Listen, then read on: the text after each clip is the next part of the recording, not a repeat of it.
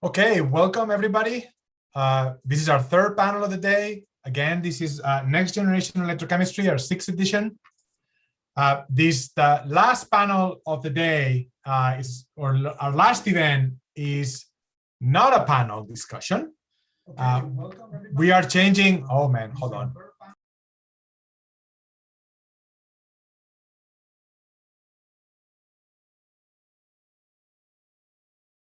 Okay, sorry about that. My double audio started playing again. So as I was saying before the hiccup, hopefully you can see my slides still. We are changing the format, and we're doing this because we've been doing the same exact format for 5 events, and it's starting to become a little monotonous. So we're basically scrambling the format up, and we're running this event entirely as a Q&A event. This event was actually motivated by something that Venkat Srinivasan from Argonne, who is our guest, put forth as an idea that he wanted to try on LinkedIn.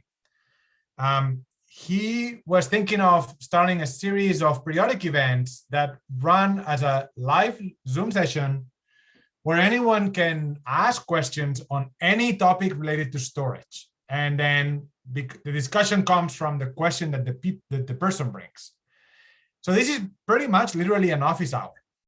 So Venkat is here with us, and there's not going to be an opening statement per se.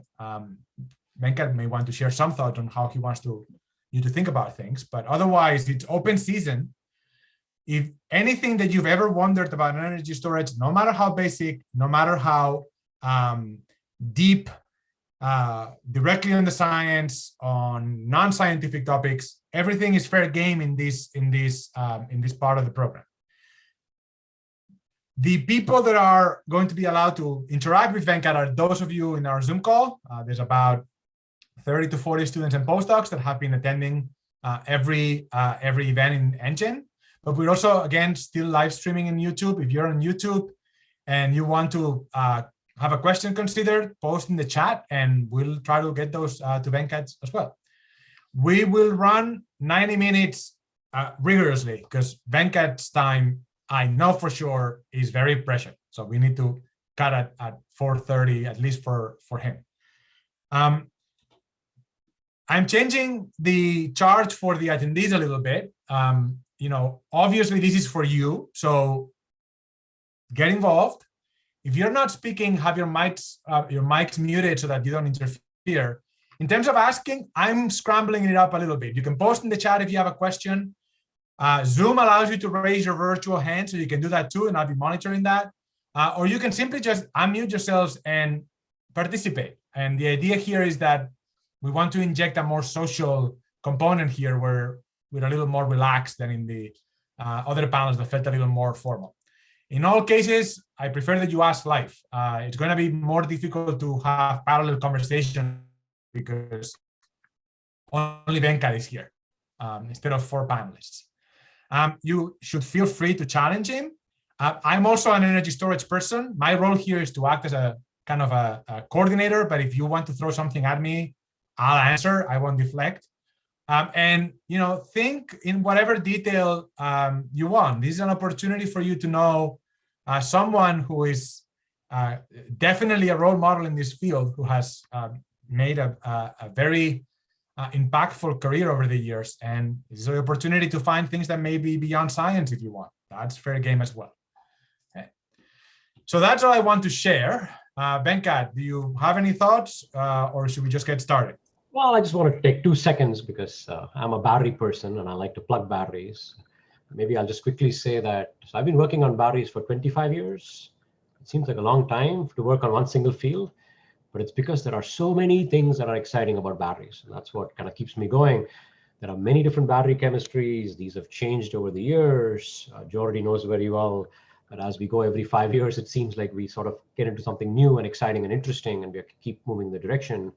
I've predominantly been in the national lab system, but maybe, was it 13 years ago, I actually took a sabbatical from the national lab system and started a company, saw a little bit of what happens in the sort of the startup world and what happens in sort of making real batteries. I also spend a lot of time thinking hard about how to do research in these things. I think there are multiple aspects to think about in storage. Most important of that being the fact that I fundamentally think that energy storage is the single biggest technological revolution we need if you want to decarbonize. And that means a lot of things have to come together in the next, I don't know, 5, 10, 15 years, right? So I get excited by that. And I'm hoping that you guys will have a lot of questions and have a great discussion on what that means and how we could go about doing it. I will stop with that. And I am seeing some questions. Jordi, I don't know if you want to get started or. Yeah. Let's jump right in. Alessandra, you were the fastest one, so go ahead and jump on it. Hi there. I fully agree with you. I think that we absolutely need to look into energy storage. And one of the focuses in green chemistry is trying to figure out energy storage as well. So I sort of typed out my question, but I'll read it. What do you believe are the biggest challenges in making energy storage more environmentally friendly? And what can we as scientists do to help this work? Yeah, so there are two very important parts that you're bringing up, right? So every energy storage device has materials that go into it, right? And if you kind of think about the materials we all use today, it's lithium, cobalt, nickel. And if you look at the extraction of lithium, how we do it today, it's pretty bad, right? Both from an energy use perspective, but also from an environmental sort of impact perspective. We need to think about that very seriously. Obviously, the device we make in the end seems to be very good from an LCA, life cycle analysis and being green, but we've got to think about every step that we took to make the device so that we ensure that it's, we're being responsible about it. So the first thing that comes to mind is that we've got to think about mining. We've got to think about doing it environmentally. We've got to make sure that we're not doing something that we're not proud of in the end. That's first. Second, it's kind of funny. The way we make the battery materials typically involves, and Jordi knows a lot more about this than I do, involves high temperatures. Sometimes as much as 800, 900 degrees for a long time. And that is an energy intense process. And depending upon where the energy comes from, that may not be as green a process as you would hope it to be, right? So that's the second thing we got to think about is how do you use low energy routes, solve with thermal synthesis, hydrothermal synthesis, things of that nature, which can decrease the total energy use becomes very important. The last thing is recycling, right? I mean, this is such an important topic. Everybody wants to recycle. And today, the way we do that is we kind of burn the whole battery up. All sorts of things go up into the atmosphere. We don't worry about it too much, I guess. We take the ones that make economic sense, and ultimately that's the one that we sort of get back into the supply chain. We have to start thinking hard about what happens when we burn these things up. We actually shouldn't be burning these things up. We've got to find a better process to ensure it's recyclable, right? So in all three places, I think there are some significant gains to be made. There are other places, right? I mean, even the way we manufacture batteries, we've got to think about ensuring it's coming from solar and not from fossil fuels. Those may be sort of overall trends in the industry that have to happen. You had a panel on sort of electrochemistry versus thermochemistry yesterday. So, that's kind of going on in multiple places. But I do think extraction, how to make cathodes, and recycling are three areas we have to take very seriously. That's a great question, by the way. Thank you so much. Following up really quickly, do you think there is an opportunity for electrochemists to kind of start thinking about recycling batteries? I feel like as an electrochemist, I know very little about that. But do you think there's ways that we can maybe use electrochemistry to kind of help with that recycling process? That's the dream, right? I mean, think about this. If you were to make a material today, and that material over its life is changing, its morphology, maybe its structure, could you try to bring it back to the morphology and the structure you need in the end of that life, and you have to sort of reuse it? Let's take a metal anode, if that's the example you want. I mean, all sorts of bad things happen in metal anode, so this may be a little bit of wishful thinking, but you could imagine in the end, you're trying to bring it back to some form where electrochemical methods might allow you to get back to that form, and therefore you're able to do something with it. Reminds me of how we make nickel hydroxide electrodes that we use in nickel metal hydride batteries. It's made using electrochemical precipitation process. You get the pH up to 13 or something, and boom, the hydroxide precipitates out. It is an electrochemical process to make it. You could imagine things like that where it goes back to some raw slurry where you go back and use electrochemistry. Certainly, there are opportunities there to think about that, I think. High temperature comes to mind also. Molten salt electrolysis is something that has always had some intriguing aspects to it. So there could be opportunities there. Is there much activity on that? On using electrochemistry more from the perspective of recycling? No. It seems to me like they just throw things in acid and. That's right. I mean, if you think about what's happening today, Jordi, it's the earliest form of recycling used to be sort of flushing things out, right? You put supercritical CO2 or some solvent, flush out the SCI components. refill new electrolytes and start again. That was the early days. That didn't really take off. I think people couldn't, they didn't really want to see refurbished batteries. I guess it was hard to warranty that. What has happened since is exactly what you said. Go up to high temperatures, try to see if you could relithiate maybe in some interesting fashion, but mostly it's high temperature, heat it up, maybe a hydrothermal synthesis. Hydrometallurgical process to sort of digest it off would be another way to do it. But today, nobody does electrochemistry as much. So, at all. Wessel, you had a couple of questions, I think. So go ahead, take the floor. Yeah, we'll just do one. But before I ask that, I'll just comment really quickly. I'm not an expert in this area or anything, but I remember hearing someone did a senior engineering analysis of Duracell's alkaline batteries and looking at the cost efficiency or the effectiveness of recycling those things. And it was a really complex system. And on top of that, it was on the edge case of not being profitable for them. And on that scale, not being profitable is just not doable. Maybe with subsidies or something along the lines of that something gets pushed forward. But for something like that doesn't really work out. It's about the money for these companies at the end of the day, which is just the reality. I completely agree. Yeah. That is a significant challenge. I think either we as technologists have to get the cost down where it makes sense. Exactly. Or somebody in government has to take a decision that there has to be a better way. Yeah.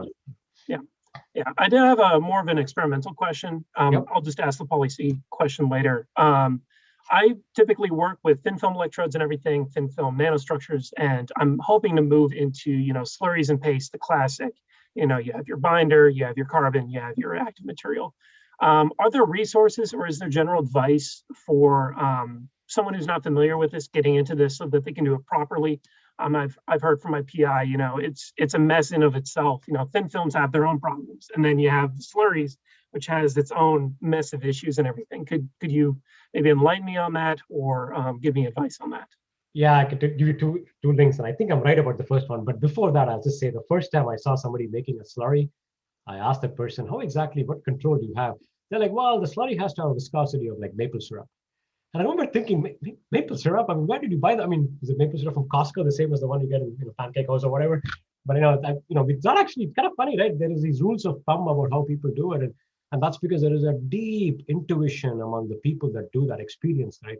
So I don't know if this is true. I should probably Google search. Jeff Dalhousie used to have this way to make batteries, I think. I don't know if it's still there. I should probably check on this as we're talking, but it was supposed to be a research where you go all the way and you make something and you get some standard results. And so, I guess the idea behind that was to do this. There's another person, a friend of mine at Berkeley, Lawrence Berkeley National Lab, Vince Battaglia, has published a couple of papers on this, the idea of how do you make good slurries and good electrodes. If you're in the Chicagoland area, come to Argonne. Well, actually, when things open up, come to Argonne. There is a facility at Argonne called CAMP, the Cell Analysis Modeling and Prototyping Facility. The guy who runs it, Andy Jansen, he specializes in making high quality electrodes and slurries, and they're always happy to show people how they do it. It's very, it's kind of fascinating to watch the process, and hopefully, that gives you a chance to sort of think about the parameters. There are these tricks in mixing, right? You put the first one in, the second one in. If you change the order, it changes the way it sort of aggregates together. So there are all these tricks that one has to also learn. So I would suggest that if you're in Chicagoland, come to Argonne. Yeah, I'll try to dig up that paper that he's talking about from Jeff Dunn. It's actually literally called, battery making for academics. Jeff Dunn has this way of being very deadpan with his titles, and you can tell that he doesn't consider himself an academic, and he has to basically, show us how it's done. And so, yeah, I'll try to find it while we're having the conversation and put it on the chat so you can see it. Show, I have you next on my queue. So why don't you unmute yourself and bring your question on? Yeah, so thanks for taking time. I just have a broad question about the future for the battery market. So nowadays, we've seen many electrical cars which use different types of batteries. Then a lot of countries actually set a new target to achieve net zero until 2050. Then I'm wondering, what is your outlook for the market that battery will take over other than mobility sector in the future? Yeah, so I was looking at this a little while ago, right? Back of the envelope calculation, so don't hold me to it. Are you recording this? But anyways, let me not joke. It's not only recorded, it's actually live. So oh, that's great. Okay. Actually, the first part of it, I think, nobody knows the answer. So 2030, if the predictions are correct, we probably need in the order of 1.5 terawatt hour a year of energy storage manufacturing, right? At 1.5 terawatt hour. And right now we're probably at what, 300 gigawatt hour, right? So we're talking factor 4. In the United States, right? I was doing this calculation in the US. I said something, I don't know exactly what I did, right? Like some number of cars become electric cars. And then the grid becomes a net zero grid, which is the target for 2035. So what does that mean, right? Let's take electric cars. Let's take 15 years as a cycle life for these things, right? After which you have to kind of buy a new electric car. For the grid, let's assume something similar. What is happening on the grid is that you probably are not going to build a lot of transmission lines across the country. Too many permitting problems. So you're probably going to do a lot of local generation, wind, solar, and you need a battery to sort of for the intermittency. So if you kind of do some back of the envelope numbers and what does it all mean in terms of how much battery capacity you need, we are talking almost a gigawatt hour. I mean, I'm sorry, a terawatt hour per year just in the United States. That means that we're going to be building approximately 25 gigafactories, or we have to, in the next 15 years. Now, I could be a little off in these numbers, right? Maybe it's 30, maybe it's 20, but you get the point, right? These are a lot of things that have to be built out very quickly. I don't know if we have the materials to do this. I don't know if we have the people to run these factories. I don't know if there's money to actually, finance these factories. There are some significant challenges, but if you look at it purely from a market perspective, if the trends continue, there is a lot of batteries that have to get made for the world to get to where it needs to get to. But the big market there, to your question, right, other than mobility, is going to be grid. Consumer electronics is a big market in terms of the number of batteries, but every battery is so tiny, right? So, I mean, it's really, Tesla has 7,000 batteries in it, 7,850 cells in it, right? So it really is a tiny gigawatt hour sort of a market compared to the mobility market.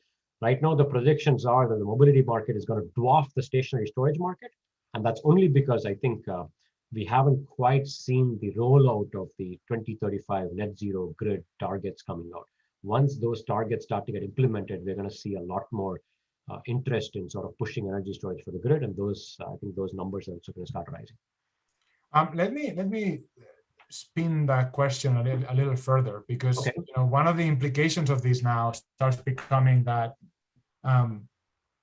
we're banking everything on the lithium-ion battery for the electric vehicle.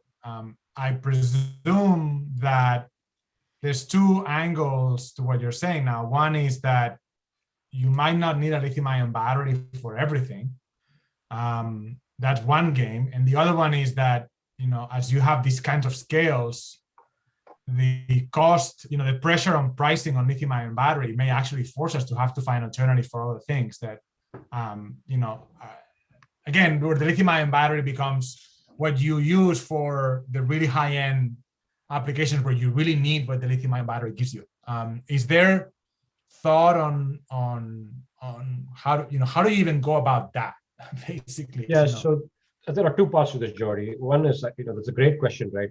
One is, even in the lithium-ion space, and even in just mobility, we are seeing a bit of diversification, right? I mean, we've heard companies talk about LFP, not just NMC. So lithium iron phosphate, which we didn't want to do 15 years ago, is back for mobility applications, for short-range EVs, which may not be the highest cost, but many people are willing to buy them because their commutes are very short, right? So that's going to happen. Now, if you go to the grid, it's pretty clear that if the time of discharge, meaning, grid, one important question is how long are you trying to store energy, right? Are you storing it for a few seconds, a few minutes, a few hours? So for example, if it's a sort of a cloudy afternoon, storing it for a few hours, all the way to a week, maybe a month. So all of those timescales are important. Anything that is a few hours, say 4 hours or 6 hours, I think some sort of a lithium-ion kind of battery, a container battery, makes a lot of economic sense. We know that above that, a lithium-ion battery is not making sense economically. So there is already diversification. People are talking about flow batteries and maybe other forms of chemical storage or thermal storage and things like that for longer duration. So that's also happening. But even in the container battery space, you've already seen people, at least in the R&D community, talk about sodium-ion or lithium-ion and zinc MnO2 and flowing zinc and lead-acid batteries. So we are seeing a diversification of that. And I think to the point that you're making, right, when you have numbers that are that big in terms of terawatt hour, you do need a diversification to ensure that you have a sort of a multiple supply chains that are coming in. And, if the application dictates a certain, sort of metrics, and if a chemistry can satisfy the metrics, I don't have to go to a lithium-ion battery, and I can go to whatever battery I want. So there are opportunities. I think the challenge remains that if you want to create a low-cost energy storage device, you have to have large-scale manufacturing, and that takes a lot of money, right? I used to hear this story. It takes 10 years and $100 million to create a battery company. Well, that was completely wrong. It takes 10 years, but it takes $1 billion to create a battery company, right? And that is hard. I mean, where do you get $1 billion, right? It's a tough challenge for any chemistry. It's kind of like building the high-speed rail in California, huh? The good news there is you probably only need a few of those. The bad news here is you need a lot of those factors, right? So. Right.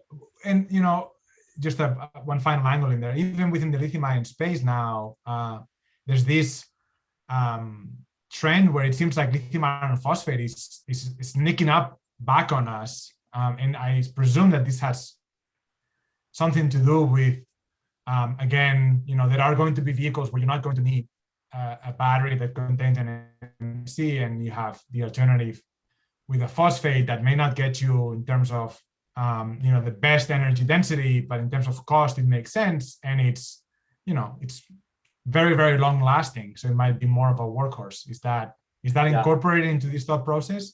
Yeah, I mean, so you're exactly correct. What has happened is that the cost of lithium iron phosphate has come down. It turns out that's both the material cost, but also at the sort of the module pack level. The sense is that you don't have to have as much sensing of every electrode, just because the NMC is such a energetic chemistry that you kind of want to be super careful when it comes to the safety. But at LFP, you can get away with a little bit less of that. So overall system energy density is not that bad, apparently, when you kind of look at these numbers. There's a paper that my former boss from Penn State published on this, and it's in Nature something, and I should probably not be Googling when we're talking, but it's an interesting paper that kind of looks at these numbers, and it has some advantages for fast charging. So there are multiple reasons why lithium iron phosphate is looking intriguing for vehicle market, but as you said, for low range, right, not for long range EVs for sure.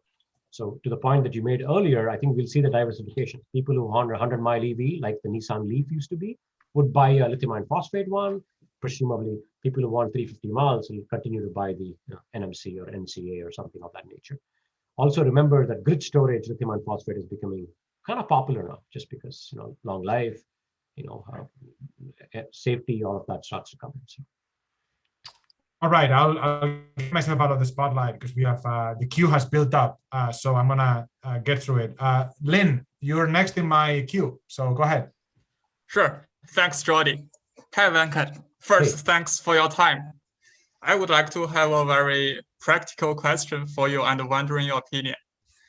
If you currently want to write a proposal on battery topic, and if you only have one choice, what topic would you pick to secure external funding from either DOE or NSF? Thanks very much. Okay. I love that question when I saw it. So, I mean, I'll just say this, right? If I have to remove I want to remove my expertise from this picture, because my expertise, turns out I'm a continuum scale mathematical model. That's what I do for a living. So much of my own research is in two areas. I do research on solid state batteries. I do research on modeling synthesis. That's, anyway, so those are the two. I do research on transport. Those are the three things I do. But I'm going to remove myself from the equation. Let's just not worry about expertise. I think there are two areas where I would really want to go into. One is recycling. Just because, first of all, it's super important. Number two, let's be honest, right? This is the problem of our time. So if you're looking for funding, I think you're going to find out a lot of people are going to be looking for interesting new ideas when it comes to recycling. So that's the first thing that comes to mind.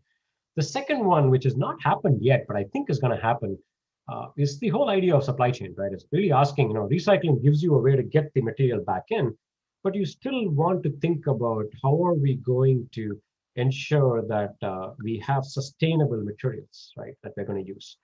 What if, maybe we can recycle our way out of the supply chain problems to some extent, but the kinds of numbers I'm talking about, if they come to pass, we just don't. I'll give you an example, right? The amount of nickel in the United States can only satisfy 150 or 200 gigawatt hour of production of batteries, of lithium-ion batteries. And I just gave you a number, right? We're talking terawatt hour per year. That's the number. So we're talking about 150 to 160 gigawatt hour one time. That's all we have versus terawatt hour a year. So you can just see that there are some things that you kind of have to think about very seriously, right? So the second area I would really want to sort of get into, I think is going to have a lot of play, is the idea of materials that are earth abundant. Think, I don't know, dirt, iron, manganese, things like that, right? So Sand would be good. Silicon, right? All right, that's Thanks a lot. Yeah, you got some really unfiltered. You have to. One thing that I will note is that Venkat is not your usual academic. Academics, as somebody brought up earlier, tend to be on average a lot more close about their great ideas, right? And Venkat is not one of those. He's always been very open about sharing his ideas. Tommy, I have you next. Go ahead. Yeah, thank you. I think this is kind of in the spirit of the previous question, just thinking about how urgent and large scale the clean energy transition and energy storage scale up has to be. And so I'm wondering what advice you have in terms of designing the research that happens in labs, asking our research questions, carrying out our studies in ways that are useful to the research community, but also in ways that are most impactful for really making batteries that will go out into the real world and do what we need them to do. Yeah, it's a great question, right? One of the person who actually taught me most things that I know today is a person at Berkeley. His name is John Newman. He's not at Berkeley anymore. He's retired from there. And John Newman had this thing that he used to say all the time, which was that you can solve applied problems. Let's be very clear, energy storage is a very applied problem. You're trying to do something real, but you can solve it using a fundamental approach. And I've always taken that to heart. And what he meant by that was very simple, right? You may be really, really worried about, let's take a simple example, fast charging batteries, because everybody wants to go, not especially if you are in the cold climate of Chicago, you don't really want to be standing in the cold for more than 5 seconds. Okay, 5 minutes, I'm willing to live with that, right? So you want to charge batteries in 5 minutes. So that's the goal. It's a very applied goal. Well, why can't you do that today? There are some many fundamental reasons as to why you can't do that today, from transport of ions and electrolytes to reactions and interfaces to things about mechanics that lead to cracking and the fact that thermodynamics does not allow it to intercalate as opposed to it wants to plate lithium. That is the kind of work, if people were to shed some light on, allows you to first gain insight into why something is not happening, but also allows you to propose some ideas. Now, the ideas you propose and the way you might solve it may be very academic, may not scale, may not have the kind of long-term ability to get low cost, but there is something to be said about I guess what I call this the hero cell idea, right? The idea of what is the art of the possible, right? Showing what is possible, and then seeing if others can take what is possible and then putting the sort of the engineering metrics to it and all of that, right? So that's kind of one way to think about it. Practically speaking, and this is something that I've tried to at least try to be around people who have I guess expertise and knowledge in the kind of the applied side of things. And the minute you do that, you're feeding off of what they're telling you. It gives you a chance to understand what the real problems are that they're facing so that you're addressing their problems. I think all of us want to work on something that is exciting, right, to everybody else, right? I mean, we thrive on sort of publishing the paper because we want the citations, right? And the citations by itself is, I guess it's important for your career and stuff, but it's also a validation that what you're doing seems important to the community. So I would suggest surrounding yourself with people who come from, you want people that have multiple perspectives, certainly, but also the applied perspective. Visit companies, go to talks from companies, and all of that helps you a lot, I think, in sort of making sure that the research itself is going in the direction that you think can be impactful. Going down the list, Corey. Hey, Venkat, just thank you so much for doing this talk. We really appreciate all your insights. I had a very tangential question to Tommy, and it has to do with academic reporting. And it's more of a green space question. Like if you could change any one practice that we have in academic reporting, I mean, what would it be? What would give us the best advantage as far as moving the field forward faster and not, trying to chase metrics, so to speak? Yeah, we need the Nature journal of things that did not work, I guess.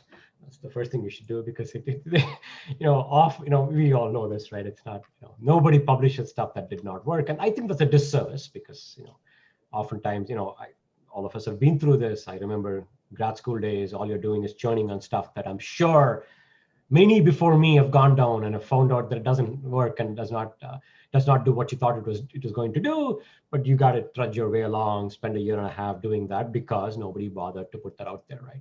And that's because, we've reached that point where the culture is one of everything works beautifully and this is the next big thing that happened to mankind. And well, it's not, right? I mean, things are hard. I mean, there's a reason why, we find new exciting battery materials once every decade, right? Because it is hard to find a new exciting battery material, as it turns out. That doesn't mean that all those failures are a bad thing. So if there's one thing I would say that, I think this is a cultural thing all along, right? We as people in the community have to be willing to put that out there and get beaten up by reviewers who don't want to see things like that. We have to get beaten up by journals who don't think that that's going to be valuable because nobody will cite it as much. But if that culture can change, I think there is a lot of value in people sort of putting out stuff that they tried, did not work the way they thought it would work. And maybe, just maybe, and this is wishful thinking, it decreases the kind of the big thing that happens in the battery community, both academic and industrial, which is this big, mine is fantastic, it works beautifully. Many people have struggled with this. I used to write a blog on batteries, and once when I was in a very, I used to write once upon a time. This Week in Batteries, it's probably still on there somewhere. I wrote an article that basically it was titled something like a step-by-step guide to battery breakthroughs. And I literally listed 6 steps or 7 steps or whatever. I was being facetious, obviously, on how to schedule a breakthrough and ultimately publish it. And that's because that's just how it feels sometimes. It feels like people went through that list and said, okay, let me get this paper out and schedule it, right? I think that culture changing it would be very, very, very beneficial for the community. It's important to know what actually works and what doesn't work, right? We don't need all this churn of things that look like it's interesting and it's the next big thing and you find out it's really not, and then we waste 3 years doing it. But, I'm not the first person to have said it. I will not be the last person to say this. I know a couple of journals have started putting out checklists. It sort of annoys me when I see papers where they will say, here is the milliamp hour. Well, turns out we normalize for a reason. Per centimeter squared would be helpful, or per gram would be helpful. But no, it'll just say milliamp hour. You can scour the paper, there'll be no area reported anywhere. So you have no idea how to repeat that experiment. It is gone. That paper is gone, right, as far as you're concerned, in terms of being a resource for it to be repeated on and learned from. And, the idea of science, right, that's how it's supposed to work, right? Those things are a little annoying, right? Impedance spectra, for those of you who do this, which just has ohms in it, which, come on, again, there's a reason we normalize people. Let us think about those things very carefully. And many journals just don't pick up on those things, right? They don't worry about them. Unfortunately, that puts the whole field in a disadvantage. So, sorry, I shouldn't be ranting about it, but. What do you think of the checklists that are out there? Do you think they're... It's pretty good, right? I mean, it's extremely good to do that because it captures it correctly. My question would be, how many are going to follow them?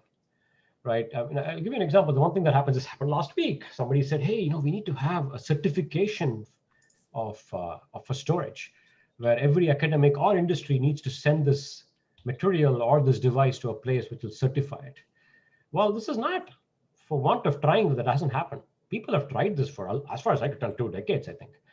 Nobody wants to send it to those places, because if you send it to those places, then you find out what is really wrong with those materials or those batteries or those innovations that you had.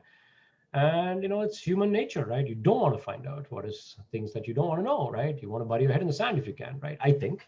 So people don't want to do it. And, you gotta, they'll be kicking and screaming. So the checklists are interesting. They're very useful if people follow them. How do you make a large change? I don't know. Nominally, they're meant to be. So I don't know if you're familiar, those of you that are in the call, with this checklist. I'll try to dig up a couple of them. There you go. Corey just put one on the chat. Nominally, it's basically it's a marker in the sand by the journals. So basically, the journals that have put them out supposedly are going to abide by them. So are you skeptical that they will ultimately? No, it's not that, right? I mean, there are a lot of journals. A lot of journals have to agree to that. And, look, that's where we should try to get to, right? I mean, maybe we are at a stage where this is beginning and more journals will say, yeah, we absolutely have to do that. And if there is enough critical mass of journals that agree to that, then, Jordi, I think I'm with you. This will actually be a change, and a positive change for us. Whether that'll change the industrial side of things, I'm not holding my breath on that one. I think that ship sailed a long time ago. Well, yeah, I mean, one could argue that when you're in the industrial side of things, what industry really is transparent about what they really have as a product, right? Right. They're transparent when it's moment to sell it, but they're not going to be transparent before then. So, that's perhaps fighting a culture that is bigger than just batteries. Right. Norman just posted the other one, the Joule one. So there's one by Joule and one by Energy Letters. Oh yeah, I see both here. That's fantastic. Yeah, and Corey and Eva posted, just so you know, posted links to those papers on how to make batteries for academics. There's actually two. I forgot that there are two from Jeff Dunn. So those are good resources. We've used them in my group.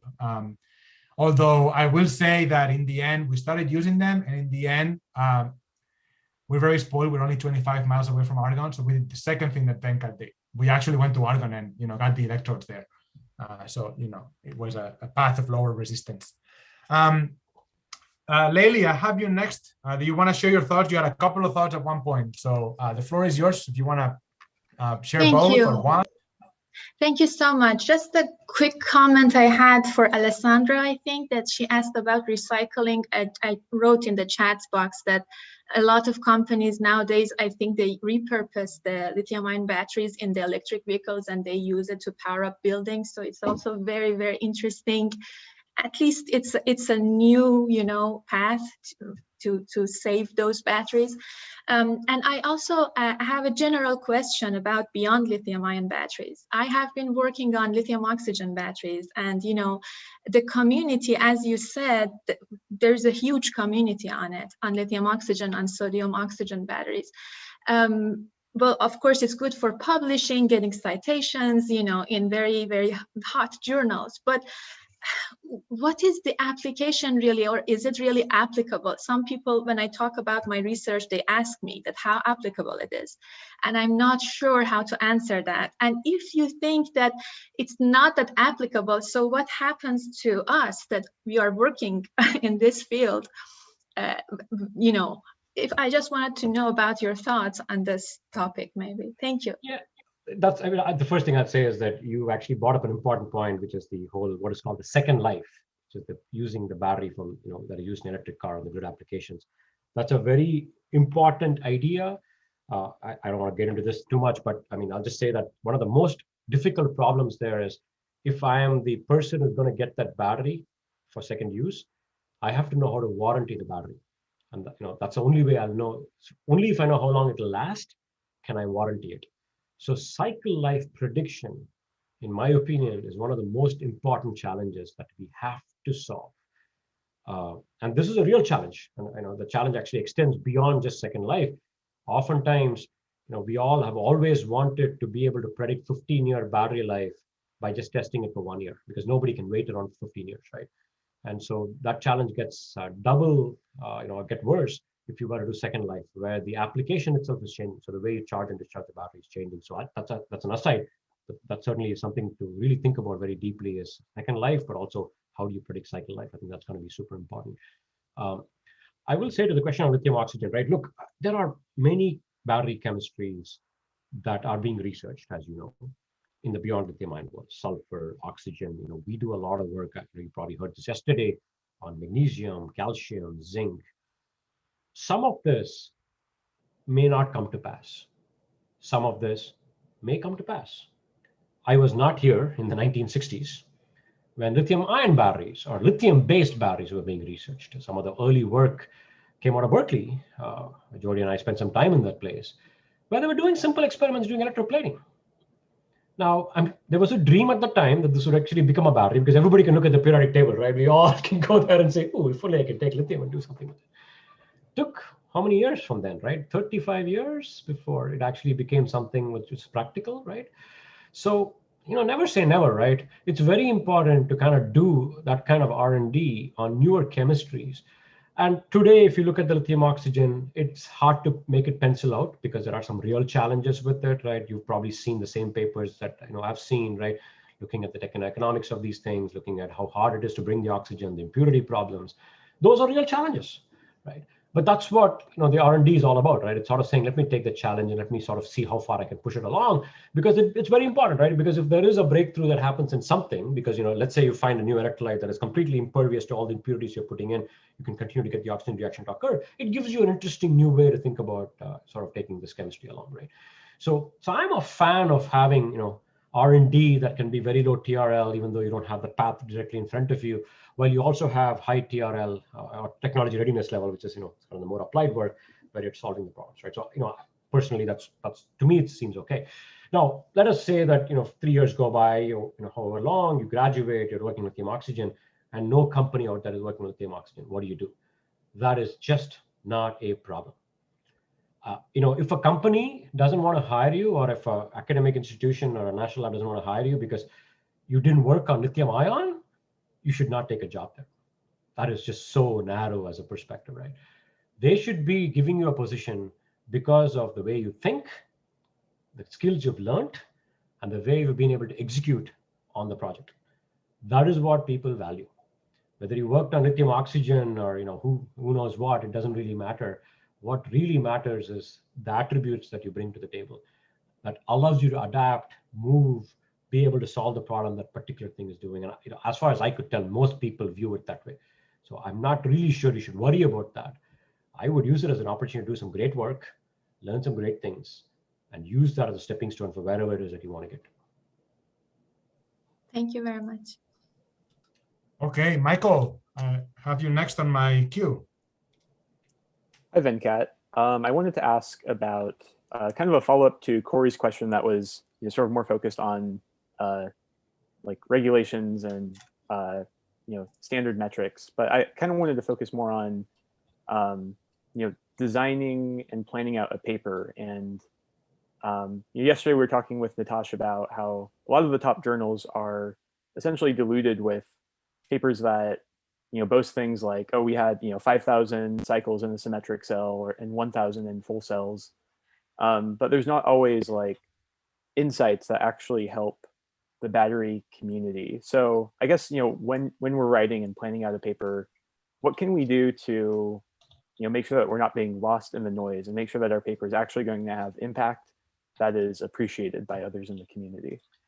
That's good. I'm sure Natasha had some strong views on this. He's a very good friend, and he's been very frank about his strong opinions. And I largely agree with what he's saying. Hey, look, you're asking a great question, right? The fact that you're asking the question tells me that you're interested not just in that one graph, that's the showcase graph that makes it look exciting. You want to go into that graph and really understand why it does what it does, why it does not do the things you were hoping it would do, and therefore be able to provide some insights to the people that are sort of trying to follow you afterwards, right? That is going to be the trick, right? I mean, I once worked for a person who used to look at a graph and ask every possible question. What's the x-axis? What's the y-axis? Why is that curve going up? Why is it coming down? Why does it want to fall in this particular spot in the x-axis? And it forced me to answer every question that he had, so which meant that I had to go back and think about every aspect of it. And ultimately, when I wrote those papers, I used to describe why the graph did what it did. And that, I believe, is what people afterwards can sort of sit down, read, and learn from. The graph may be a fantastic graph, could be 5,000 cycles, could be 500 cycles, could be 5 cycles. I think the most important is to understand what you put into it, which goes back to the question about not having standard metrics where people sort of don't say much. Number two, talking about what didn't work, right? Let's take an example, right? Lithium metal, great example. The way you get 5,000 cycles in lithium metal, Natasha probably told you this, you do very shallow cycling. So you cycle, a few 100 nanometers, maybe a micron. You do it at low enough current density where, dendrites are not a big problem, and you get 5,000 cycles. Fine.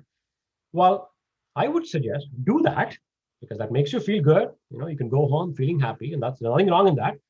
The next day, come back, take it to 10 times the, sort of the lithium that you're moving, go to 10 microns, move 10 microns, do it at high enough current density, it will collapse, put that in the paper. You know why? Because that gives you a chance to publish the next paper. Because then you know what you're supposed to do next. You're going to find out why it did not go that far. What are the challenges that is the reason why I didn't get there? That gives you the next paper. So I view my research in terms of this trajectory of papers that I publish. Right? You publish one on one topic, you learn something from that, go to the next one. You learn something from that, go to the next one. In your point in the career, right? Yeah, publishing the 5,000 cycles can be fantastic, but I think as you look to your future, publishing that 5-cycle one and the 50-cycle one is probably what's going to get you that next big jump in your learning and your thinking. So, if you're working for somebody who stops you from doing it, encourage them to think that way. But I would encourage you to think that way. And the fact that you're asking the question, I think speaks volumes to the crowd here, which I think you guys will do the right thing. So. Yeah, this is something that I hope that they're bold in asking tomorrow to our publishing panel. It's the opportunity to put them in the hot seat on these topics. Weso, go ahead. Yeah, so I had a question more outside of the realm of publishing and doing research and everything, and more abstract to actually implementing our findings and all that. So currently with the state of renewables, it's on par with non-greenhouse gas energy, renewable or energy sources and everything. The issue with that right now is policy stuff, where it's an issue of implementation. And you did make it very daunting of the number of gigafactories we need and everything, but what policies could be pushed to really incentivize these things and really push this forward and actually integrate it, rather than have all these technologies and then just kind of do nothing with them because we don't have the policies for them. Yep. So first thing, and so the policy can be in multiple places, right? The first thing, you have to have a market. If there is no market demand, nothing happens. We've obviously known that for a long time. That's why there is a tax credit for buying an electric car.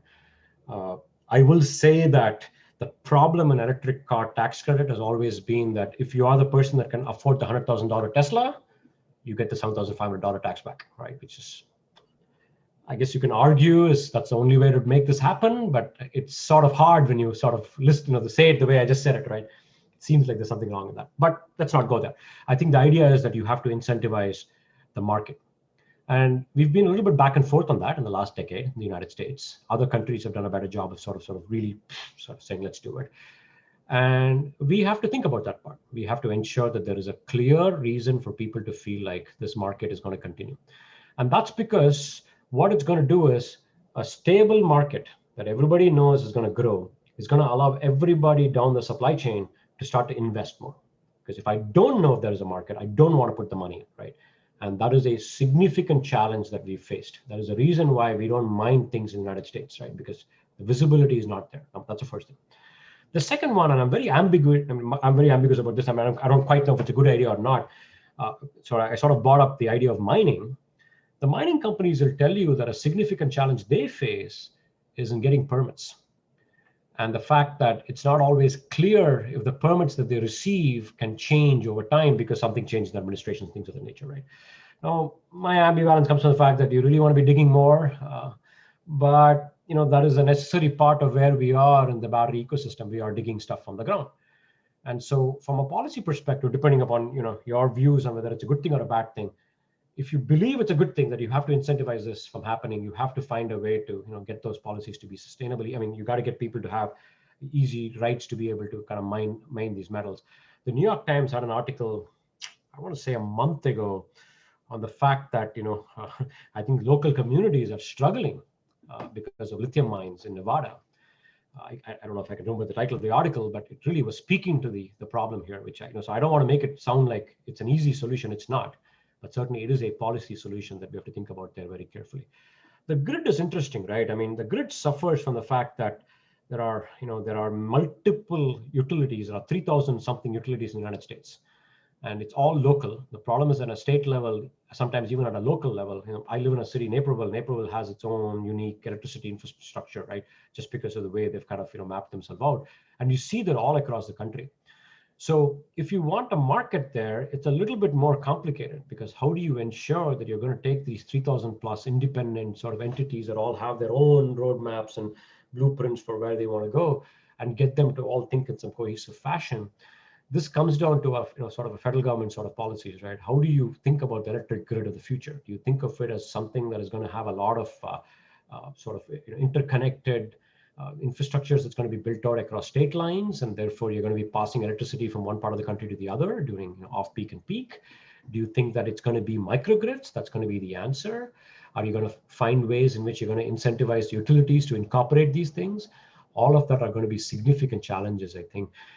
And last thing is, we have Energy Star. I'm actually in the process of getting a new air conditioner. My room doesn't have one. My fan is running up there at this moment. And Energy Star came about as a very important way in which we can push the efficiency. And so that's also going to be important, right? I'm getting a combustion furnace, and that's because it's not economic today to get things like heat pumps. But maybe we should be thinking about sort of pushing that along so that there is more manufacturing of those devices, so that we can start to get the cost down. So I think thinking about it from a holistic way, not just about storage, but also overall, where do we want as an energy infrastructure, from buildings to industries to driving to our homes to all of that, I think is going to be an important part of how to think about the future. I will interrupt to say that Wessel, you guys are great. Every time we refer to something, somebody finds it. And so Wessel just posted the article to the New York Times. Oh, fantastic. And I missed the fact that Norman found your blog post on the battery breakthroughs, and he posted it as well. I failed to mention that. So if you scroll up, you'll see a post by Norman that is exactly what Venkat was referring to in his own blog. One quick follow-up on that, just to put you a little bit more on the spot. The transition in terms of pricing of lithium-ion batteries of the last 10 years has been pretty much a cliff with respect to the previous 20 years. So it hasn't been very linear since they were introduced in the market. How much of that was really incentivized by these government incentives compared to the fact that it just seemed to be, the technology seemed to be getting better and better, and it was just a matter of people just scaling up? I mean, has anybody even tried to quantify how much that played? Yeah, it's hard to tell, right? So there was a while ago, this must have gone back 8-10 years ago, I actually was playing with a cost model that a company had created to look and see what's the scaling factor, right? I mean, what happens to battery cost as you scale? And, as it's not a surprise, cost of batteries do come down with scale, right? That's not the surprising part of it, right? And, they do come down pretty significantly with scale, to the point where the kinds of numbers we're talking about today, the $170, $180 a kilowatt hour at the pack level for usable energy, are all, I think, possible with a certain price of cobalt from certain regions, right? That that is certainly possible. Now, did that number get to where it got to at a time it got to by pure economics, or did it get there because of incentives and policies? Here is what I think has happened. I think multiple people say this. One is obviously, some countries really ramped up on this. They were able to provide subsidies both in terms of land, but also in terms of labor, and also in terms of sort of pricing, that allowed them to cut battery costs pretty significantly. China had a fairly big incentive structure during a decade ago, which really allowed them to ramp up dramatically. So because of that, the way this works is, right, you all know this. If you build a factory, the first battery coming out of the factory is super expensive because it's paying down all the cost of the factory. But if somebody else pays for it, that first battery can be cheap, right? So all of a sudden now you're sort of getting to the stage where you're using those incentives to get the cost down faster than you would by normal learning curves and sort of the cost reduction that comes from these things. So that's depreciation comes a lot faster. So that's the advantage you get. The second trend, so that's the first trend. So sort of these policy-driven incentives that people were able to put out to help these things from happening. The second one is that if you're a vertically integrated company, where your money is not being made purely by the battery, but by something else that you're making, say a car, then the cost of the battery is part of the overall thing that you're selling, right? If the car can fetch you, can sell the car for $100,000, your battery can be 30% more expensive. Who cares, right? You make the money there. It's a bit like buying your cell phone for $1,000 and the battery costs like $5. So what if it's $7, right? I mean, come on. It's okay. Somebody lost $2 in a $300 profit margin, right? So you can live with all those things, I think, to some extent, right? So there is a little bit of a lot of big companies in the battery space. It appeared that they were taking a loss because they were trying to capture the market share because they were making money from different devices, or they were making money from upscaling it up to a sort of a more value-added product that they were selling. And so that allowed them to be able to bid on projects at a lower cost than it really would be. So it's a combination, right? So the costs are absolutely coming down, but I think it went down at the time. It went down because of these two factors that certainly played a role. I think going back 5 years. The next one in my list is Adrian. Go ahead and ask a question. Hello, can you hear me? Yes. Okay, just making sure. Yeah, I had a follow-up question to the recycling batteries that intersects with policy. So do you think it's possible to create like a program or infrastructure similar to how car batteries are recycled? So when you buy a car battery right now, you have that core charge that you have to pay. And then when you bring it back, you get it as a refund. Like, I think that would be a really good way to incentivize like recycling of lithium ion batteries, but I don't know if that's possible. But yeah, like providing an incentive for people to bring back like any kind of lithium ion battery back for recycling, or like maybe developing a centralized recycling system, because we do have, right, like kind of standardized form factors for lithium ion batteries ish. But yeah, that's my question. So it is absolutely critical that we find a way to collect batteries. So in my desk right now, I have three devices, or actually 4 devices that all have batteries. And in my drawer, I have 2 more devices that are not going to ever see somebody else's, I guess, recycling bin, because I don't know what to do with it, right? So it's sitting here in my desk, and it'll be here till I don't know what time that I find out. So collection is a significant challenge. And there are, I think, if you really collect all the lithium-ion batteries in our cell phones and laptops, there's quite a bit of cobalt in the United States. I actually have this number. So on Tuesday, the Department of Energy put out what is called a battery for lithium-ion. I should know the name of this thing. It's a lithium-based battery blueprint for the country. So the National Blueprint for Lithium Batteries, I think is what it's called. And in that, there is this beautiful graph that describes, I want to see if I can pull it up, that describes the, how much you can get from recycling, right? And there's, I think it's like, I don't know, right? 1 ton of battery grade cobalt, comes from like, 5 tons of spent lithium-ion batteries, while you need like 300 tons of ore or something like that, some ridiculous high number if you put it from the ground as opposed to putting it from the battery we have.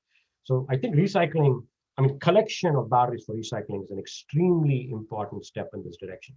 Now, the Department of Energy, issued this thing called a battery recycling price, where the whole purpose of that was to sort of think about, innovative ways in which you could sort of centralize collection, incentivize people to get the collection. So I do think that is the kind of thing we have to think about very seriously from a policy perspective.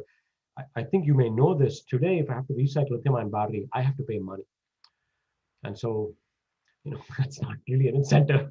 I mean, unfortunately, if I have an electric car, I kind of have to do something with it. So I can't store it in my my desk drawer here, but so there I'm forced to go back and do something about it and pay money. But it has to reach a stage where the consumer feels like this is something that they should be doing, because it's not a penalty, but it's the right thing to do, and we need to get there. We are, like you said, doing the lead-acid batteries where it becomes cheap enough that it's just baked into the price of the next battery that I buy. We kind of have to get there. Today, because recycling is not completely cost-effective, but it's getting there, but it's not completely cost-effective, it's hard to see that becoming an easy thing to do. But it's absolutely something we have to think about. And like I said, I don't quite know exactly all the companies that got the battery recycling price, but certainly that's a place to, I think, look and see what is it that they're trying to do. And I do think that's an important part of what we have to solve. So just to clarify, what you're saying is that compared to lead acid, the charge that you would need to add to the cost of the battery would be too large in the case of lithium-ion for recycling? Yeah, I think, I don't know the exact numbers, but somebody should find this out. But it's like $1,000 or something, maybe $1,500 if I take my electric car. Yeah. That's a lot of money, right? I mean, at the end of the life, you're going to spend another $30,000 for a new car, and somebody says, "Give me $1,000." Kind of seems like yeah, that's hard, right? So. And of course, sure enough, Wessel found the blueprint, and actually, Deborah, you had a comment on the blueprint too. We have Deborah Rollison, who's a stealth attendee, one of our panelists. So go ahead. I last saw Venkat in Scotland, which was a lovely meeting, and we had some wonderful back channel discussions about lies and the damn liars who tell them. So Venkat, I was on a National Academy of Sciences, Engineering, and Medicine study that issued on Wednesday, so the day after the National Blueprint. And that committee was Powering the Army of the Future, 2035 being the future.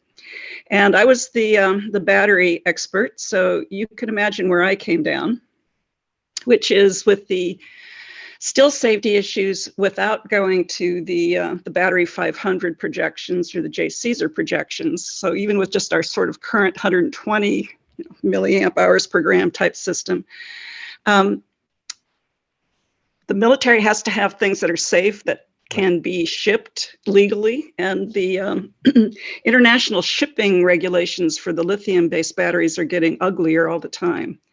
So I came down very hard for the aqueous-based batteries, but as we were getting ready for this release, of course, I saw the national blueprint for the lithium batteries. And so very early in the report, you know, kind of executive summary area, you've got the 4 goals of the national blueprint. And it's a domestic extraction base for the raw materials, which gets to the points you were bringing up earlier about mining. Domestic processing base of those raw materials. Domestic manufacturing base, the electrode cells packs, so that gets you to the gigafactory. And then the domestic recycling base at scale.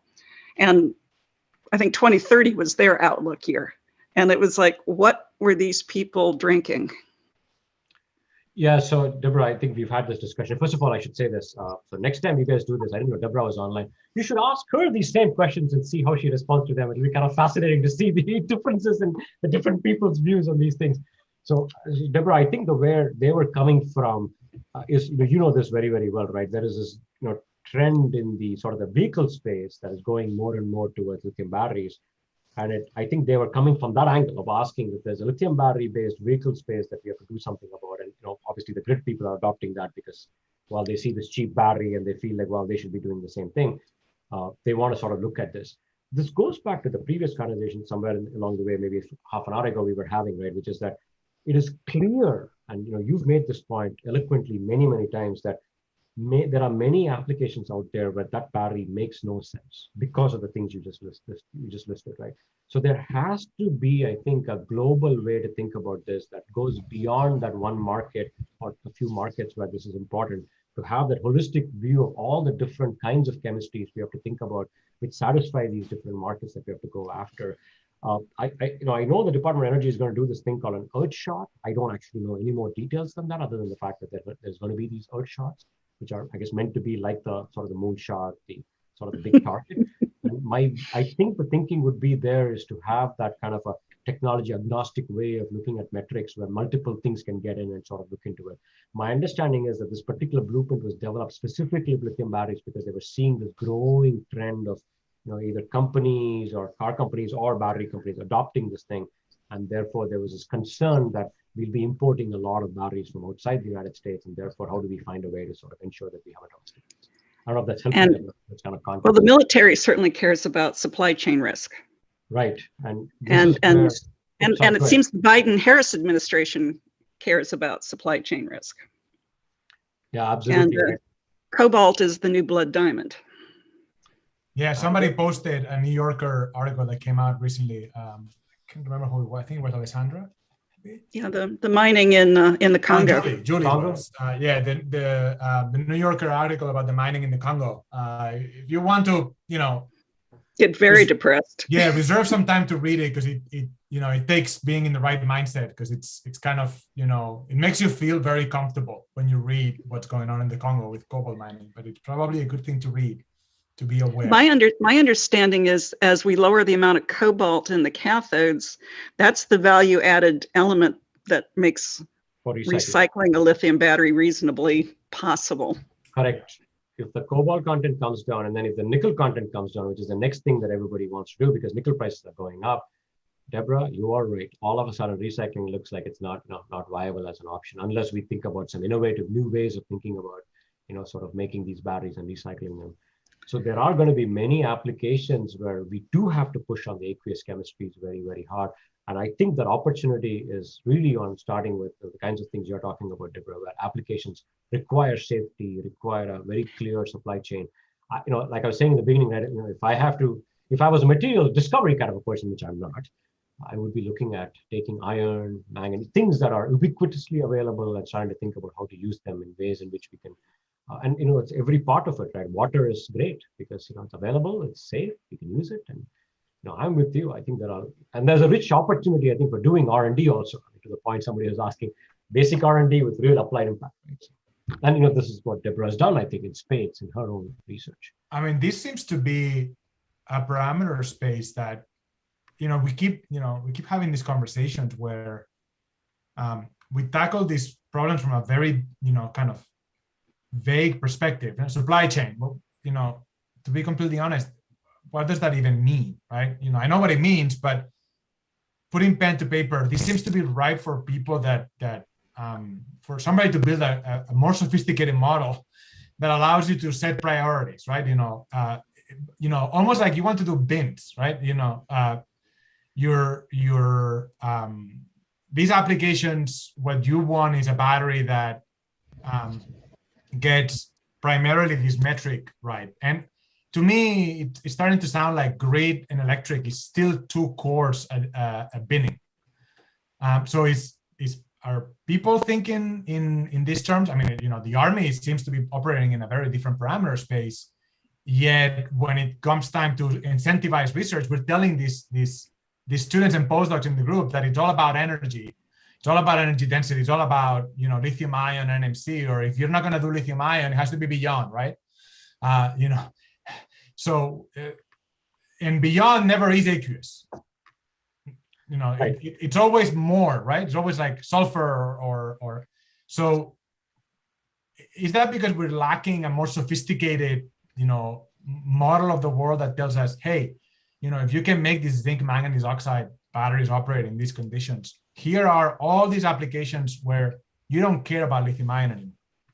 So to be fair, Jordi, I mean, if you look at the grid storage space, you are seeing that kind of a diversification that's happening, right? I mean, of the academic community that works on zinc electrodes, and companies that are doing zinc MnO2, companies that are doing lead acid batteries, companies that are looking at various kinds of flow batteries, aqueous, some non-aqueous. So there is a certain diversification that's happened there because people have looked at the economics more carefully, right? By saying, hey, where do I have to be? It's not just economics of where you buy the battery in the beginning. It's the fact that you have to have a safety component to it when it gets to be a large-scale device. You have to think about end-of-life decommissioning of that. So it's the word levelized cost of storage. LCOS is the word they use for that, right? So the LCOS calculations, I know they're getting better and better. Obviously, they still have to include a lot. Allows you to start thinking about this in a holistic way, right? How many cycles can I get? What's my upfront cost? What's my end-of-life decommissioning going to look like? And how much am I adding because of safety, so that I really calculate the cost correctly, right, across the way. So I do think in that space, this is happening a lot more. Deborah may want to say something about the military space, which I'm not as familiar with in terms of whether it's happening there or not. Deborah? Well, in that respect, you can get these great charts of all the various batteries the military uses, and so it's not one battery fits all, again, just as in the consumer market. But when you're putting them on people and you've got multiple cells running something, then that's when the safety issues come in, especially if you're, in temperature extremes, people are firing at you. Batteries are often, of course, tested with bullets coming through, but there's other concerns when you're actually in field. When you get to the Navy and you're working with enclosed spaces, that's when, fire is the enemy in the Navy. Aboard sub, aboard ship, even if you've got an unmanned system, whether it's under the water or in the air, somebody at some point is putting a battery in it or it's getting shipped. And so all of these things, again, it gets to what Venkat discussed. You really have to look at a much more holistic, rather than just, this is my kilowatt hours per kilogram. And if you're not looking at that at the system energy density, then you're trying to lie to somebody. So that's where the ability to not make dendrites with zinc, to be in water, the opportunity is actually we need better cathodes now. So if you've got 2 reliable electrons coming from the zinc, you don't want to live with a less than 1 electron cathode. And so people are trying to get more than 1 electron out of the manganese oxide because we already have a manufacturing base with respect to zinc and manganese oxide. So, those kind of breakthroughs could be the kind of thing that gets streamlined. We also have a great safety validation record for zinc alkaline. In my view, we also need to come back and ask those questions once we have state of charge recyclable zinc systems. So, these are the things I see projected in the future, because everything we throw at the zinc, it keeps saying, give me a better cathode. Jordi, what both you and Deborah, you had an important point that you're making, I think, which is, I wrote a blog post about this, it's probably 12 years ago, 10 years ago, which is that there is our community has this interesting thing, right? There is this hot thing that happens. So we all jump on it, right? We're all on it. It used to be whatever it used to be 15 years ago, then it became whatever, I guess it was lithium phosphate. Then there was a period of we went through the lithium oxygen, now we're doing solid state. I'm not saying it's right or wrong, but we do have the tendency to sort of jump on these things. I remember talking to somebody about some lead acid work that Argonne is doing, and they were like, "Why are you working on lead acid?" Because to them it made no sense. For me, it made sense because there was a real opportunity with lead acid to do some things if we were to solve some fundamental challenges there. But it speaks to, I think, maybe it sort of speaks to some of the whole journal publishing and all that also, in terms of where what we as a field have started considering is the most important one. But I think to Deborah's point, there are other certain applications where a holistic view allows us to start thinking about it, not in terms of the chemistry that you have in front of you that looks exciting, but a chemistry that really is exciting, that has that overall sort of metrics that it satisfies in some way. Yeah. So Deborah's call at the end actually brings us to the next person. Rebecca, you had a question that is related to that. I think that Deborah partially gave you a lead on that. Yeah. So my question might be kind of naive since I don't really work in the battery space, but I've worked with people before that are working on sulfur batteries, and it seems like there's not really yet an interest in new materials, that a lot of the things they're testing are, at least on the battery catalyst side, are just off the shelf because they haven't been tested. So I'm wondering, for those of us that do materials exploration and try and make new materials, is there a place either in batteries or battery catalysts for new materials, or is it mostly attempts at optimization of the current systems? And is there enough out there that hasn't been tested or exists that's really where the focus is? Yeah, I mean, maybe we'll remove the word catalyst for a second and just use the word materials because it's a little bit easier. I want to say, and Jordi should correct me, it feels like most of the battery community is the material science community. I'm a chemical engineer, but I feel like I've tried to convert myself to a material scientist just because that's what it seems like the community is really interested in. So there's a lot of materials in the battery work. I mean, everything from whether it's a graphite-based sort of I'm going to make layers of graphene for sulfur if sulfur is the one that you're interested in. It could be some sort of oxide-based scaffold that you're going to put the sulfur in. If you move to the world of solid electrolytes or inorganic cathodes, it's all around sort of materials. Deborah was talking about needing a better cathode for the zinc electrode. That's going to require a material scientist. Maybe the word catalyst is we can argue about what are all the places where a catalyst could get used in a battery setting. But certainly if you're a material scientist, I feel like there is ample opportunities. To me, it seems like that's the biggest thing that the battery community has sort of been pushing with new materials. But I do want to see if, Jordi, you want to weigh in because you are in that field. So right, yeah, I would say that the answer is yes. There's always room for new materials, and in terms of catalysts, I think that what Rebecca was thinking about are things like these constructs in the sulfur space where you try to manipulate the sulfur electrochemistry so that it doesn't do the things that you don't want and it does the things that you want it to do, which is kind of this eternal pipe dream that not 100% sure that it's gone very far, but it's still a very active domain. The trick there is to find the problems where you can really make an impact, because if you look at what's being researched in the battery space right now, it's going to look very boring. It's all, variations of a nickel, manganese, cobalt, and it's all, now there's this madness of low cobalt. The next thing, as Venkat said, is the madness over low nickel. But I can guarantee to you that we're not going to escape the phase space. It's going to be the same stoichiometry, just playing games with very small permutations.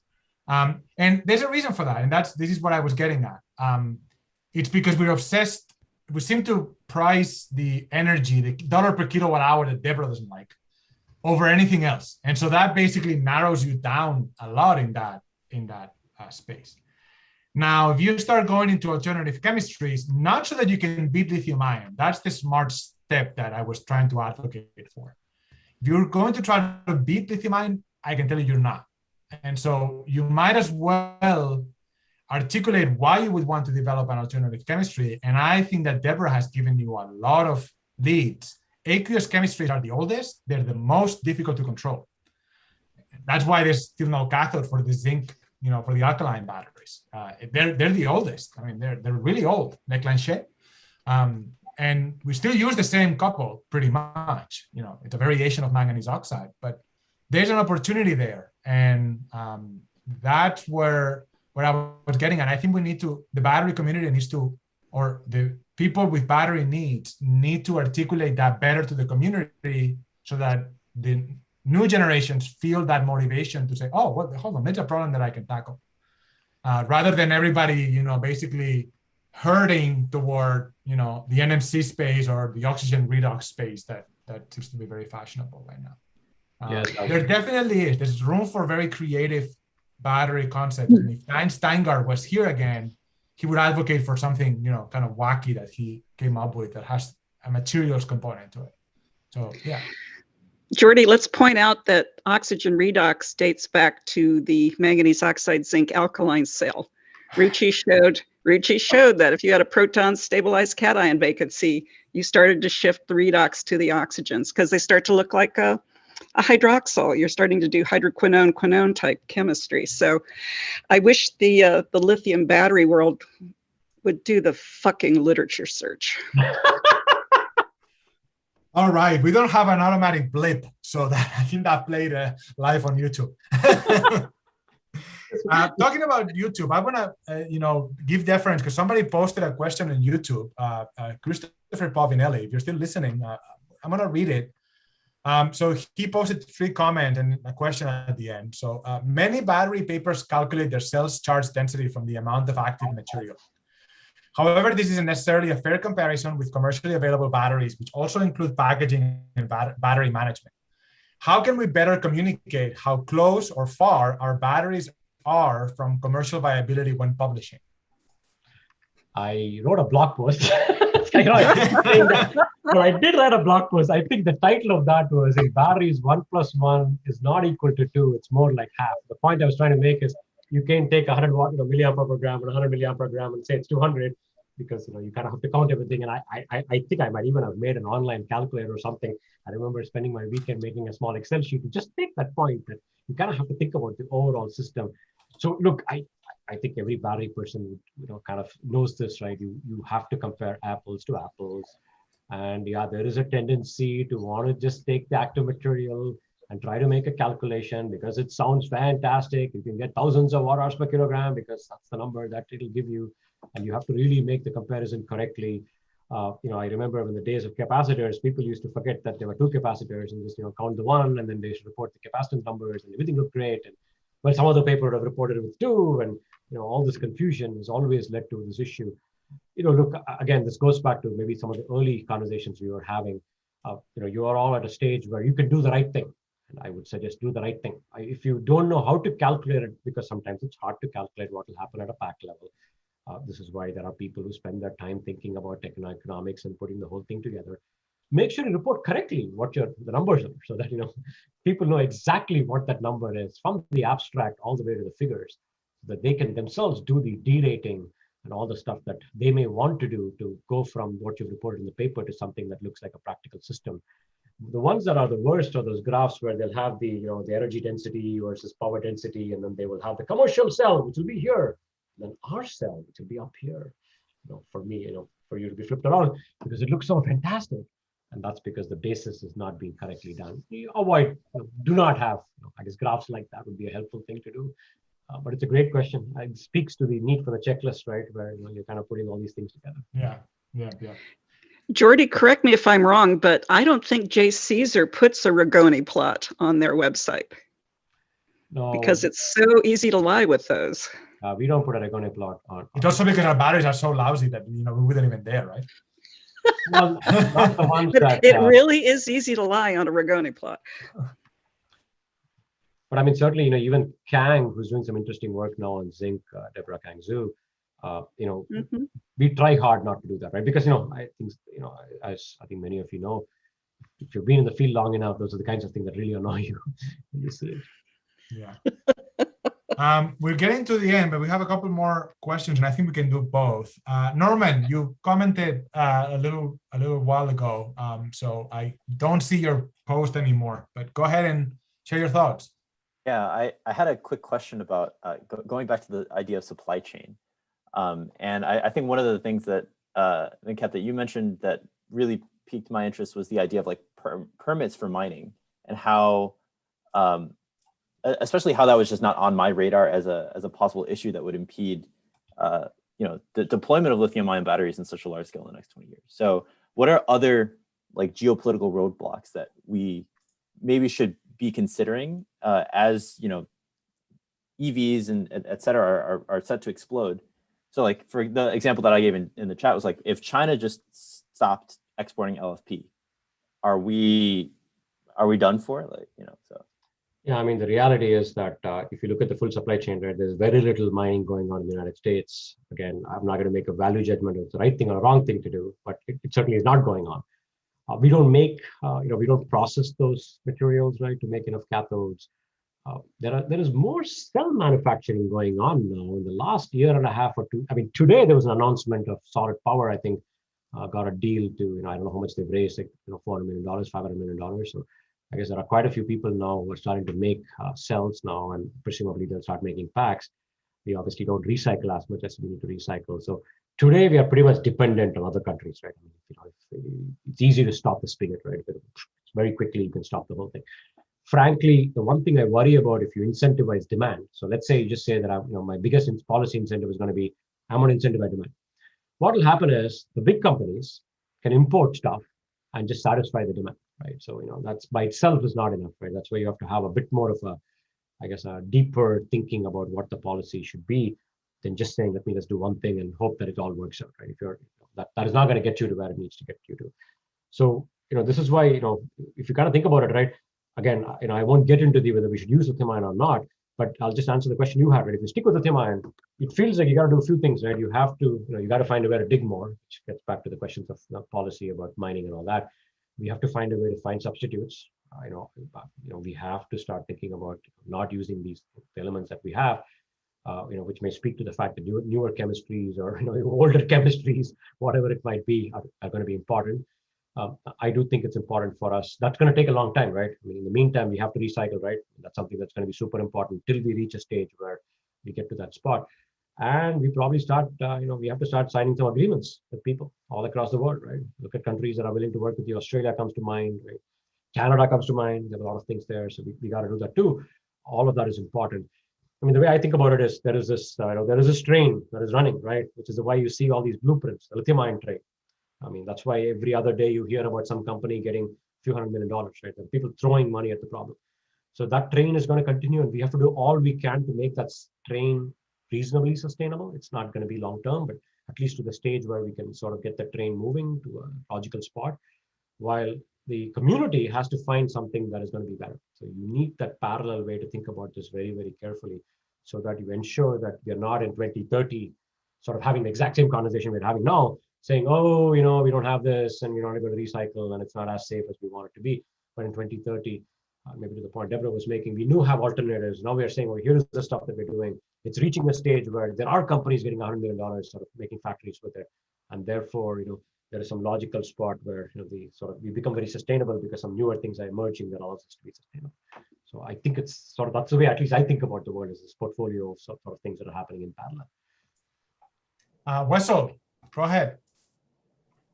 Yeah, so I had a similar overview general question, and it's about the elephant in the room when we always talk about these things is the issue of climate change and all this stuff. And I'm always interested to hear different perspectives of people and the outlook on that. If you hear it from people, just monitoring, the changes and everything, you need to drink with them before you can hear all the horrible news they have. But, other people on the side of developing technologies may have a more optimistic view. What is your outlook on these, the general, just the outlook on this. On just, overall on climate change and being able to solve the problem of climate change, you mean? Yeah.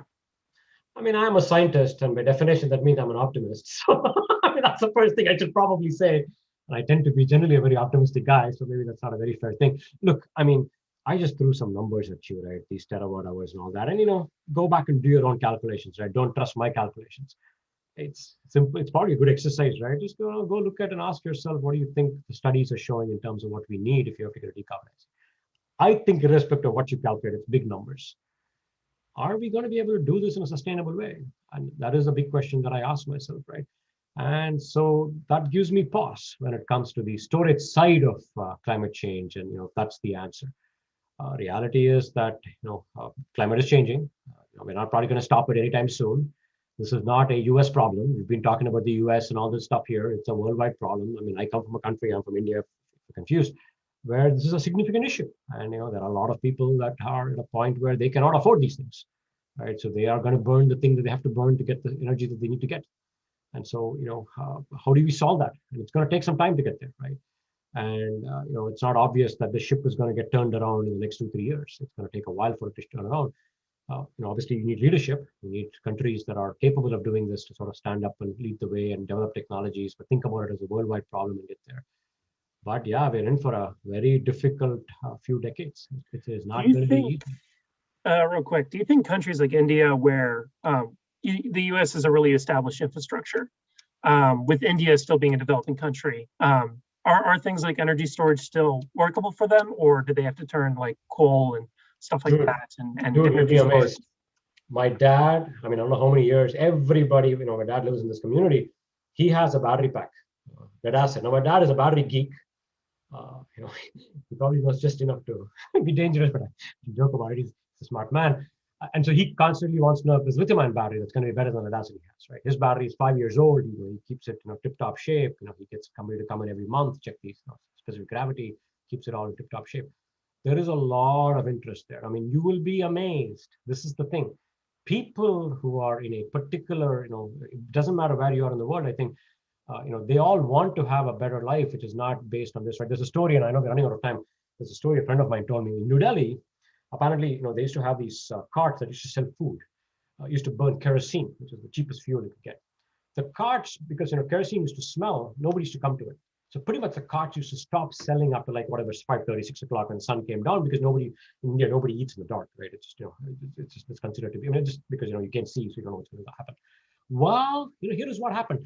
A company decided to make these cheap lead acid battery lanterns connected to sort of a solar charged lead acid battery to an LED bulb. Cheap stuff.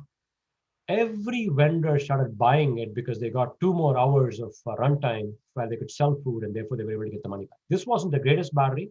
It was simple stuff. And this friend of mine's, what advice he was giving me was, he was saying, hey, look, I know you guys want the next big, amazing battery, because that's what maybe some parts of the world need.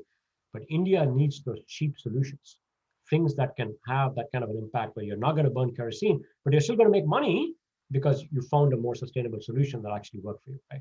And I'll say this, in India, I saw this with my parents when we were growing up, right? Every street had a lead acid battery refurbishing spot. You take it to this thing, the dude will check every voltage of every cell, take out the bad one with sulfated, shove a new one in, you're back in form. You could use it. It happens, and maybe it's not every street corner, I might be exaggerating there, but it's close enough, you will get there. It's amazing. And so, I think you will see this pent-up thing everywhere. We just have to find business solutions that work for those countries. We're almost out of time. I'm going to re-articulate a question that popped up on YouTube, and I'll turn it into a yes/no question. So Shashank Shripad is asking, basically, is there any reason to pursue solid-state batteries other than safety if lithium-ion can already do 400 or 500 miles? Yeah, so that's a great question, right? There is one reason the techno-economic guys tell me that, Jordi, you know this, that the cost numbers can be significantly lower if you were to go to a lithium metal with a sulfur cathode. And so there is a push to do that because of that. That's the lowest cost I think they calculate is with the lithium metal with the sulfur cathode. That's one reason to do it. But I won't mention anything, but I was looking at a chart of an energy density from a solid state battery company. And the numbers that they're projecting are similar to numbers that I see today from companies that are already selling stuff, right? Maybe not great cycle life, they're selling stuff. So I think from a pure energy density perspective, I don't know if it's there, but I will say to the question there, right? We're talking light duty now. Light duty is passenger cars, right? There is a whole world out there of heavy duty, all the, that's the next big thing. Obviously, the Ford is figured out the pickup truck, but it's going to be bigger than the pickup truck now. The 18-wheeler running down with all the goods that you have to buy from Amazon that's going to reach you today. That stuff has to get carried around, and we got to decarbonize that sector. Planes, ships, rail. So energy density. I have this graph in my computer somewhere that shows today's lithium-ion batteries and what it takes for a 757 aircraft to be completely battery powered. Forget it. I mean, this is too hard. But this goes back to what goes back to what I was saying, that in the end, it seems like we need to start fragmenting the battery research along finer classifications and make sure that those are all incentivized and we're not all obsessing over the electric vehicle and over concepts that, as Shashank was just bringing up, may not actually move you, or you were saying, may not move you very far, aside from, the occasional paper that, gets some attention. So it seems to be an opportunity for some reshifting of the research priorities. I agree. And so my talk, I gave one last week at the Beyond Lithium Ion. I have a chart on decarbonizing transportation, and then I go to the grid so that I provide that, at least a chance. I try to provide that sort of a more overall perspective how to think about this. And I think it's important for all of us to do that. So that, to the point Jordi you're making. So this seems to be a great closing message for this session, because we're already a little past 4:30. So I am going to leave it here. And I'd like to thank Venkat for his extreme generosity, because he did the work of a whole 3-4 people panel on his own, but while having a panelist from another panel throw things at him. So this was great. It was very enjoyable. Hopefully people on YouTube are also enjoying it.